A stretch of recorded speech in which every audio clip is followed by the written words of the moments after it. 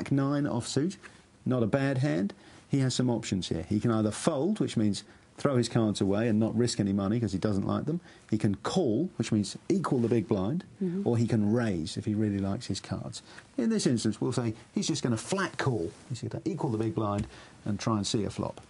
We're round to this gentleman here. He's got a 9-4 offsuit. That means they're not the same suit. Not particularly strong, but he might think any two cards can win. I'll have a look. So he puts his money in. Then we're round to the small blind. Now, the small blind has picked up what we call the big slick, ace-king. Quite a powerful hand. A lot of possibilities, obviously, of making a very strong pair. Now, he has a choice here. He can either flat call or he could raise. I think he's going to raise.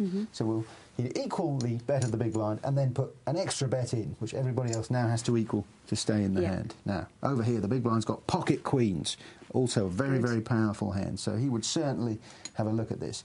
Now, he has a choice, of course. He could raise again. But we'll say he's a bit sneaky. He's trying to trap people. He wants to put just an equal bet in.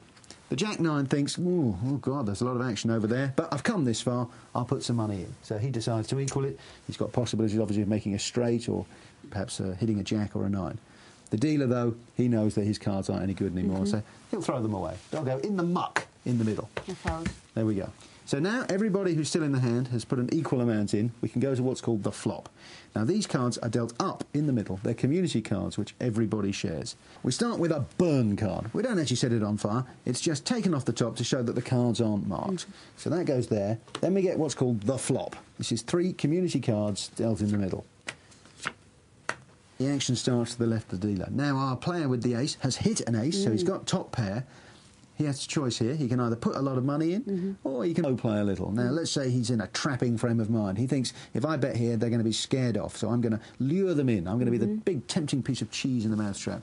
So he is going to check. You can do that by actually saying, I check, or by tapping the felt like that. That's a recognised symbol for checking.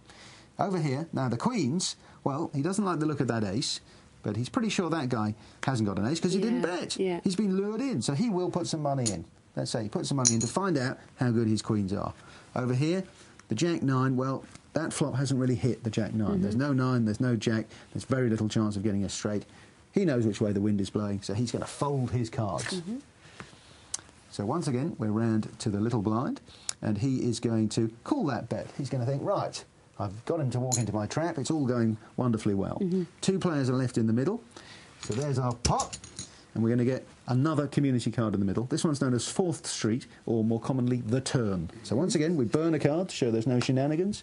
And here comes our turn card, in this case, the 6 of hearts. The action will begin, once again, to the left of the dealer. He's got some choices. He can check, or he can bet. Well, he knows that the fellow over here is going to do the betting for him. So, once again, he checks. Now, the queens, well, they know that that 6 probably didn't help anybody, so they're going to say, all right, we'll bet again. Put some money in. Decision time once again for the ace-king. He still has a pair of aces. He's going to make the call. So that money will go in the middle. And now we come to the last card in the middle. This one is called the river. Burn one, and here it is, the 3 of hearts. Over here, the ace-king has now got a decision to make. He's going to put all his money in the middle. He goes all in. That's the most powerful move you can make in poker. The queens now are suddenly worried. Has this guy been slow playing an ace? Am I behind? But I've come this far. I've really got to call. So he decides to call. The money goes in. We're all in. The cards will go over. And we'll see that the queens, a pair of queens, and that's all he's got. This gentleman will say, I've got a pair of aces, and aces beat queens. All the money is going over there. So he's won the lot. He's won the lot. So now we know the basics of actually how to play poker. Join us after the break and we shall be telling you which cards you should be playing and which cards you should be chucking.